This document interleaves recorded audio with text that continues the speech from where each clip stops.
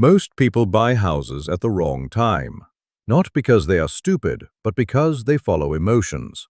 They buy when interest rates fall, when the news becomes positive, when everyone feels safe.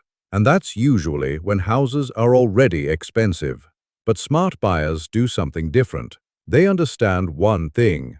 Property follows the interest rate cycle. And once you understand this cycle, you stop following the crowd. You start understanding timing. Everything in the economy connects to one thing, money, and the price of money is called interest rates. Every major country has a central bank controlling rates. In Australia, the Reserve Bank of Australia. In America, the Federal Reserve. In the UK, the Bank of England.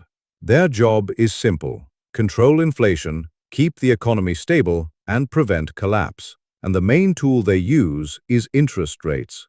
Right now, in 2026, these countries are in different parts of the cycle.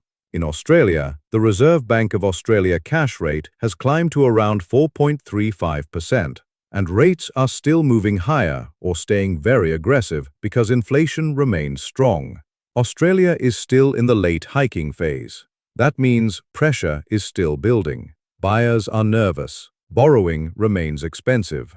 In the United States, the Federal Reserve is holding rates around 3.5% to 3.75%.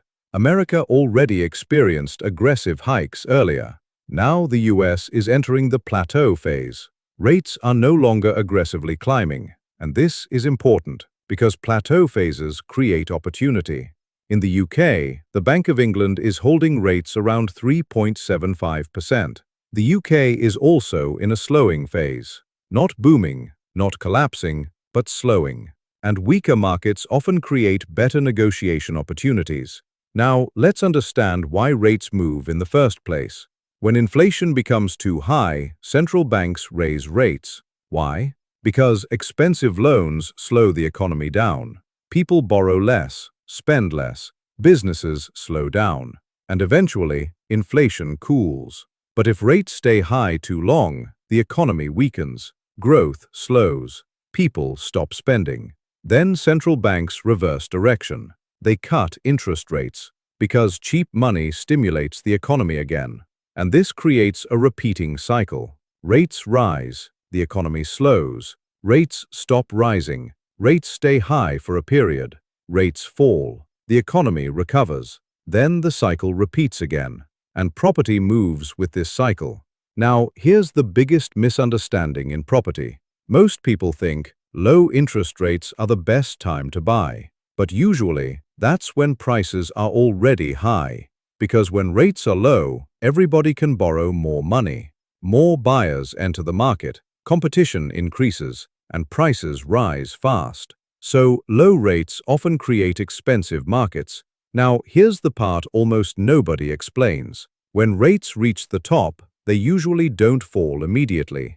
They stay high, sometimes for 6 months, sometimes for 1 year, sometimes even longer. This is called the plateau phase, and this phase is extremely important because during this phase, buyers become scared, news becomes negative, the market slows down, sellers become flexible, and this creates opportunity because fewer people are competing.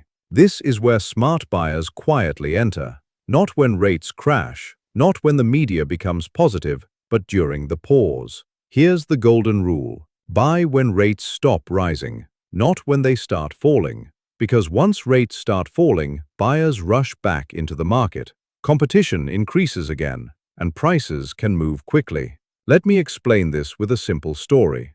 3 friends wanted to buy houses in 2026. Raj in Australia, John in America, James in the UK. All 3 had money. All 3 wanted property, but they made completely different decisions. John followed the news in America. He watched the Federal Reserve, and he said, "I'll wait until rates fall."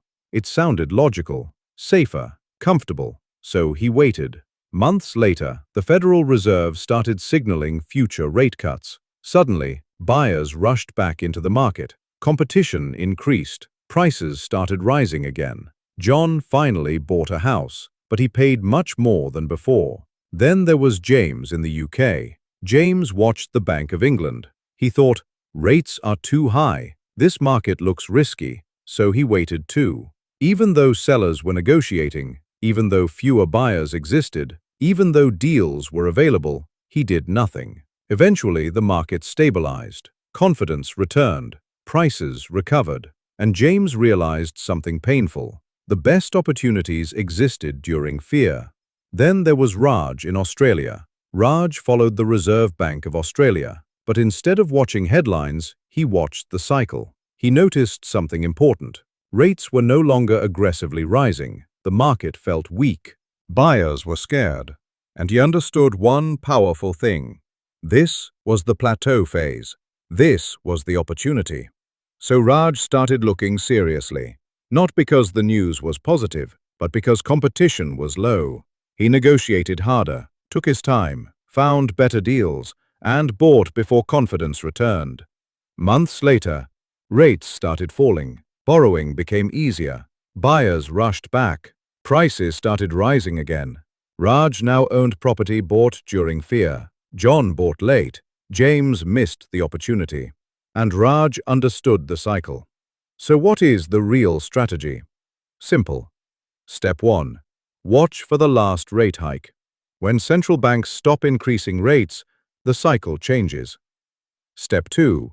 Wait a little, usually 6 to 12 months. Because fear builds, the market slows, deals appear. Step 3. Buy before rate cuts begin. This is critical, because once cuts begin, buyers return quickly. And Step 4. Hold through the recovery, because lower rates can reduce borrowing pressure, and rising demand can lift prices again. Now let's talk about realistic timing windows between 2026 and 2030. In America, the best buying window could be between mid-2026 and mid-2027. Why? Because the US market already absorbed major rate hikes earlier. The plateau phase is already forming. In the UK, the best buying window may be between late 2026 and 2027, because the recovery could be slower, and weaker markets often create longer opportunities. In Australia, the best buying window may be between mid-2027 and late 2028, because Australia often lags behind the US cycle, and rates may stay higher for longer. But remember, these are not guarantees. If inflation rises again, central banks can delay cuts. The real signal is still the same.